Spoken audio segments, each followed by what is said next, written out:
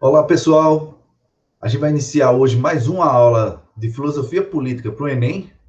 E a aula de hoje é sobre um tal do contratualismo, consiste num grupo de pensadores heterogêneos que defendiam a mesma ideia sobre como se forma, no final das contas, a sociedade, a política e o governo.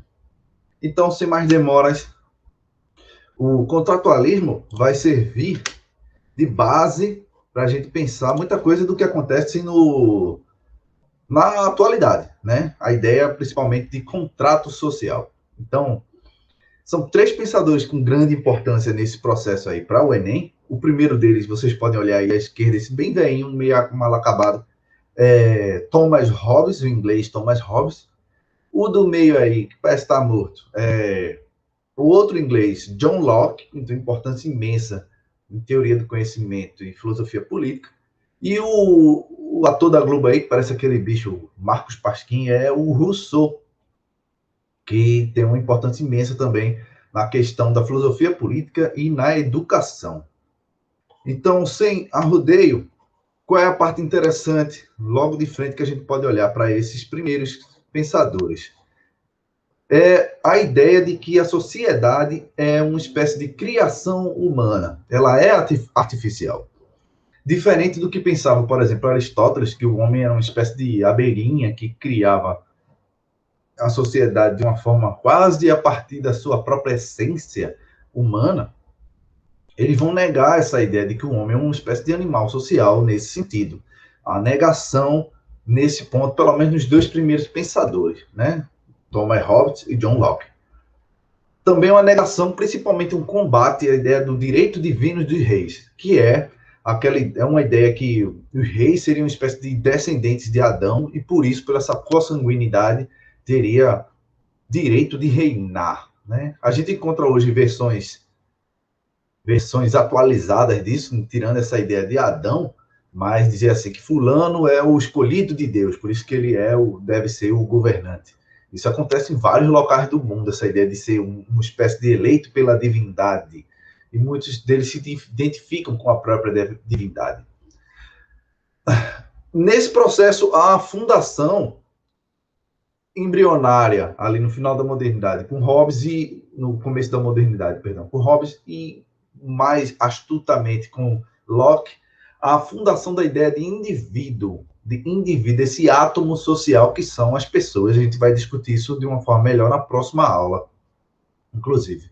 Então, como é concebida a sociedade? A sociedade é concebida como um fruto de uma espécie de grande acordo entre esses indivíduos, entre essas pessoas. Ou seja, a sociedade é uma espécie de colaboração pactual entre esses indivíduos. Eles, de alguma forma, de uma forma de livre e espontânea vontade, teriam criado esse pacto por melhorias. Que melhorias são essas? Cada um apresenta uma versão diferente, né? Então, quando a gente olha a ideia desse tipo de sociedade, é uma ideia que a gente poderia chamar de liberal, que parte do indivíduo para a formação da sociedade. O indivíduo é uma espécie de preponderante. A gente vai olhar isso de novo em outros momentos. Então, Thomas Hobbes, olhando para a época dele, viu a Inglaterra de uma forma bem complicada, cheia de guerra civil. Então, ele pensou que era preciso encontrar uma forma de consolidar esses problemas. E aí entra com a ideia uma abstração chamada de estado de natureza. Estado de natureza seria um momento em que seria pré-sociedade. Há seres humanos, né? E grande parte dessa argumentação seria baseada também em uma espécie de Bíblia, né? Da bíblica, que é, será, os seres humanos foram expulsos do paraíso e agora como organizaram, no final das contas, a sociedade. É uma ideia, mais ou menos, que concebe o ser humano já pronto e acabado racionalmente. Esse processo em Hobbes. Aí, como é que funciona, né? Se a gente for olhar os seres humanos entre si, eles vão estar lutando o tempo todo pela sobrevivência, segundo a lógica de Hobbes. E essa luta pela sobrevivência faz com que os seres humanos acabem se desgastando em combates, em batalhas, em intrigas, e isso faria com que o ser humano vivesse um estado constante de medo. Um estado constante de medo. Então, porque cada um tem que estar preocupado o tempo todo para preservar sua própria vida, né? A vida, a preservação da vida é algo muito interessante nesse pensamento de Hobbes. Para preservar sua vida, é que o ser humano vai tentar sair desse estado de natureza. Por quê? Se a gente olhar, como não há sociedade, não há leis, né? Não há leis. Pode haver até uma espécie de moralidade sobre o que é certo e errado, mas não há leis. Ou seja, se você for na casa de outra pessoa e assaltar e saquear tudo, você não seria penalizado legalmente, porque não há leis, não há polícia, não há juízes. Então você poderia fazer isso tudo. Não inventaram isso ainda. Essa é a ideia, entende? Aí o que acontece? Você não teria garantia de nada, nem da própria vida, e por isso Hobbes chama de um estado de guerra de todos contra todos, no qual o homem é o lobo do próprio homem. Então, para se livrar desse medo constante, os seres humanos adeririam a uma espécie de pacto. Né? Uma grande metáfora interessante, só que de forma contrária, é aquele seriado americano chamado The Walking Dead, no qual a sociedade foi fragmentada devido a essa praga zumbi. E para quem assiste, quem já assistiu alguma coisa, fica claro de que o grande mal desse seriado não são os zumbis, são os seres humanos. Porque são os seres humanos que tornam a vida dos outros um inferno nessa guerra de todos contra todos, já que não há mais elementos de punição. Qualquer um pode fazer o que quer. Então, você vê todo tipo de atrocidade, de estupro, de morte violenta, né? De roubo, de canibalismo, nesse processo aí que eles tentam, a todo custo, continuar sobrevivendo a essa invasão zumbi, só que os seres humanos dificultam muito mais a vida uns dos outros. Então, para preservar a sua vida, o que é que o ser humano faria, né? Ele viveria numa espécie de estado de liberdade total, uma liberdade que a gente chamaria de negativa, ou seja, ela é não impeditiva. O cara pode fazer o que for, contanto que não, porque não é impedido. Ele só é impedido pelas leis da natureza, né? O cara não voa, não pode voar. Você não pode atravessar um muro, uma árvore. Mas fora isso, você é livre para tudo. Então, para preservar a sua vida, o ser humano transferiria essa liberdade individual, esse direito de ser livre, 100%, dá para dizer assim, para o Estado. Ou seja, o Estado seria uma tentativa de preservar a vida de todos, né? De todo mundo, né? Então, quando você delega esse poder para o outro, você delega também o uso da força, por exemplo, né? Você, enquanto naquela estado de todos contra todos, você podia matar alguém e não ser punido, agora a prerrogativa de matar uma pessoa, de julgar uma pessoa, vai ser tudo do Estado. Você, enquanto ser humano, enquanto indivíduo, você não teria mais direito a isso.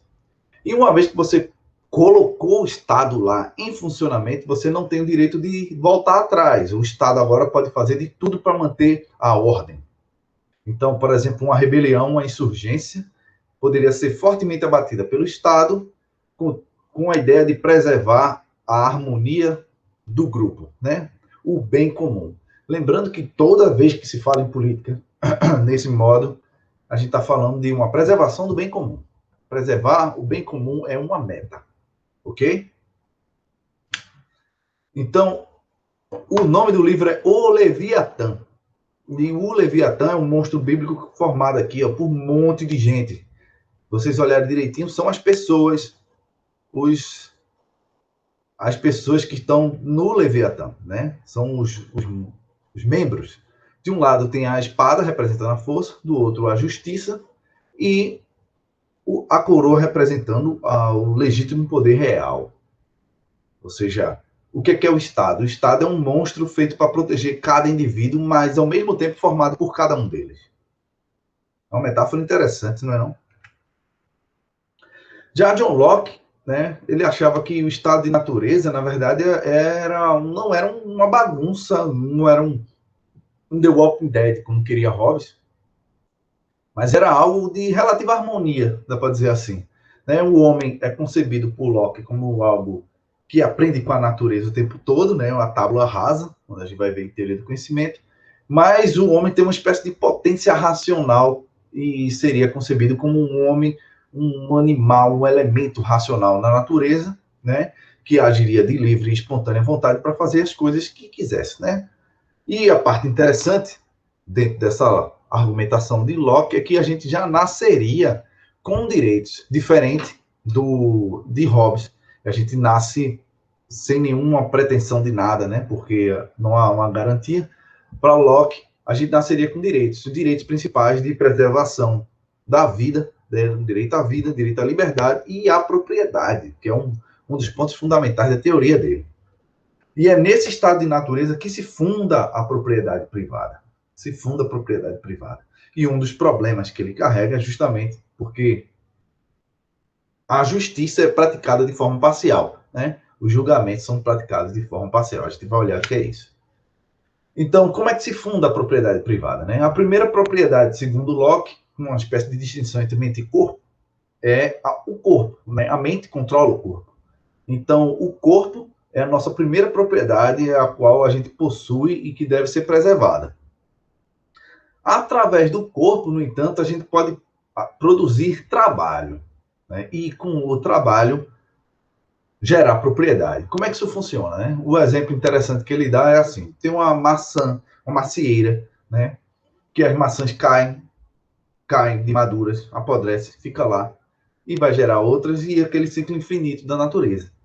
Mas uma pessoa, ela pode ir lá e colher as maçãs que caíram de madura, por exemplo. Ela, nesse momento, ela pegou o corpo, produziu o trabalho, e agora aquelas maçãs que iam para a natureza, agora são propriedade sua. Ou seja, ela pode dizer que aquilo ali foi seu porque foi fruto do seu trabalho, do pequeno esforço. Mas vamos dizer que a pessoa vai começa a plantar mais maçãs e criar uma espécie de grande horta lá, né? De produtos, de maçãs. Isso vai gerar uma espécie de produção boa, né? Essa produção ela vai ser mais do que o suficiente para aquela família, por exemplo. Então, se simplesmente colher as maçãs, elas vão apodrecer, então é preciso trocá-las, né? Mas muitas vezes, mesmo trocando, o processo não pode ser rápido o suficiente, trocando por outros produtos, que os outros produtos podem vir a apodrecer também. Então, qual é a ideia? É trocar aquilo ali, aquela produção excedente de maçãs, por um produto durável, né? Algo que dure mais, como ouro e prata, dinheiro. E com esse dinheiro, a gente agora, algo mais duradouro, a gente poderia, por exemplo, aumentar a nossa produção de maçãs pagando pelo serviço de alguém para trabalhar conosco e fazer essa produção de maçãs aumentar. Ou seja, nesse caso, Locke ele justifica uma espécie de geração de capital, né? Esse dinheiro que gera mais dinheiro, que é o dinheiro que você compra trabalho que gera mais dinheiro. Então, a produção do capital. E o dizer que o enriquecimento é justo, é lícito. Enriquecer de uma forma lícita, segundo essa ideia de propriedade em Locke. Então, para que a gente garanta os nossos direitos individuais, direito à vida, liberdade e propriedade, né? As pessoas migrariam para essa sociedade civil já porque para instaurar de fato a justiça, já que a justiça é vista de uma forma parcial na sociedade de natureza, no estado de natureza. Porque se algum crime é cometido, por exemplo, as pessoas roubaram todas as maçãs do outro, quem é que vai julgar? Se não há nenhuma instância, né? Seu amigo ou o amigo do outro? Ou seja, é preciso criar uma espécie de instância imparcial que olhe para os indivíduos de uma forma equitativa e dê o que é que pode ser manejado. Então, a sociedade civil é instaurada e nisso a formação do próprio Estado, a delimitação de territórios, o que é preciso ser preservado, inclusive o senso de justiça. E nesse processo, um dos adendos de Locke é que o governo pode ser destituído, diferente de Hobbes, o governo pode ser destituído se ele não cumprir o pacto social, que é defender a liberdade, a propriedade e a vida, no mínimo, né? Se o governo ameaça a vida dos cidadãos, a liberdade dos cidadãos, né, a propriedade dos cidadãos, eles poderiam pegar em armas, inclusive, e destituir esse governo. Essa é a parte interessante e diferente do pensamento de Locke, né? Não é que eles sejam simplesmente um armamentista que é uma pessoa que ia ficar lá guardando sua propriedade de maçãs para dar um tiro em quem tentar invadir, mas a ideia de troca de governo à base da força, caso o governo não queira sair. Isso é uma parte bastante peculiar, né? Já Rousseau, né, o terceiro grande cara que a gente pode olhar, que é um suíço, mas que teve seu sucesso na França. Rousseau, ele acredita que o estado de natureza, na verdade, é um estado de abundância e de igualdade. Isso ele faz olhando para uma espécie de como deu errado na Europa. A Europa toda desigual, todo mundo se matando por um pedaço de terra, um pedaço de comida, um prato de comida, servidão, aquela confusão toda. E quando você olha para as Américas e vê os povos originários da América, via que havia uma igualdade e abundância. E a ideia de Rousseau era: onde foi que a gente deu errado? Onde foi que deu errado? Né? A ideia dele que demos errado, a Europa tinha dado errado, o mundo tinha dado errado, o resto do mundo, quando iniciou a Fundação para a Propriedade Privada. Né? Quando alguém cercou algum local e disse: isso é meu, e ninguém fez nada. Esse sim foi o verdadeiro fundador dessa confusão toda, segundo Rousseau. Então, quando você funda a propriedade privada, você funda a desigualdade entre os humanos, entre os homens. E a possibilidade de uns ser servos e senhores uns dos outros, né? Uns serem opressores dos outros. Então, para que ninguém seja servo, escravo de ninguém, a sociedade civil deveria ser instaurada e as leis elaboradas a partir de uns princípios, né? E aí a gente lembra da frase de Rousseau, uma frase clássica que é: o homem nasce bom, e foi a sociedade que o corrompeu. Ou seja, o homem nasceu bom, mas essa ganância, essa disputa criada através da propriedade privada que fez com que os seres humanos se corrompessem, se tornassem maus. Ou seja, como é que a gente melhora isso? Dentro da lógica da democracia de Rousseau, ela deve funcionar a partir de uma vontade geral que visa o bem comum. Ou seja, as próprias leis devem o tempo todo visar o bem comum, visar o bem-estar de todos, mas de todos no sentido de o que é igualmente bem para todos. É diferente da vontade de todos. Ele fala uma distinção que é sutil. A vontade de todos, ela pode ser, inclusive, a maioria, mas ela está visando um bem particular. Né? Um exemplo controverso que eu gosto de citar é o seguinte: pode ser que numa sociedade a maioria numericamente queira o uso de armas de fogo, mas isso não implica que isso visa um bem comum. Pode ser um somatório de bens, de vontades particulares, que não implicam um bem comum. Implica apenas o benefício daquele que possui arma, não um bem comum geral. Ou seja, seria uma maioria que vence, em termos numéricos, mas deterioraria a noção de bem comum. Ou seja, não seria benéfico para a sociedade esse tipo de pensamento. A gente está acostumado a pensar a democracia em termos quantitativos, né? Porque a gente pensa: se votou a maioria, então está certo, deu certo. Mas a ideia, segundo Rousseau, é o tempo todo estar focado nesse conceito de bem comum, e nem sempre o que a maioria quer é aquilo que é o melhor para o geral. Esse é um ponto bastante importante. E nesse processo, Rousseau vai dizer que uma parte interessante de manter o bem comum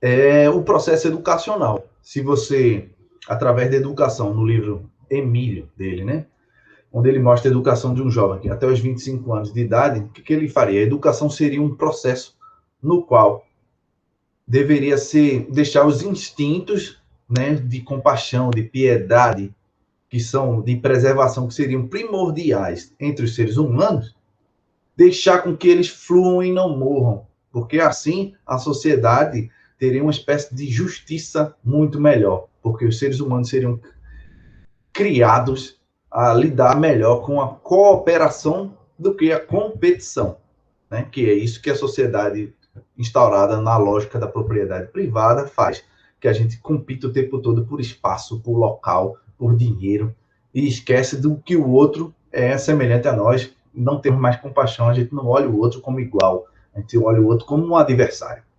Então, a educação seria o papel principal em Rousseau para dar essa alavancada no que é e no que poderia ser um processo de justiça melhor, no processo democrático, né?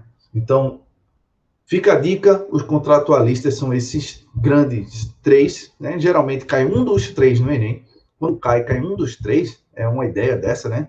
E às vezes até um dos Enem caiu Montesquieu, que também trabalha dentro desse panorama, só que com aquela ideia da divisão do Estado em três instâncias, né? Legislativo, judiciário e executivo, né? Isso já aparece um pouco em Locke, mas não tão divididinho, tão organizado, como aparece na obra de Montesquieu, O Espírito das Leis. Então, quando a gente está atento ao Enem, é basicamente Hobbes, com a ideia de Estado absoluto, para manter o poder, manter o povo unido a qualquer custo, né? Ou seja, você deixa de ser livre e delega sua individualidade, sua liberdade ao Estado, o Estado tem um poder legítimo da força. Já que antes, no período de estado de natureza, o homem está em guerra o tempo todo contra os outros homens. Já Locke acredita nesse estado de natureza de uma forma harmônica e que o homem deixa o estado de natureza visando a justiça e a garantia dos seus direitos de nascença, como direito à liberdade, direito à vida e o direito à propriedade. Para garantir esses três direitos, o ser humano abandona o estado de natureza, parte para uma sociedade civil que não é ruim, né, para Locke.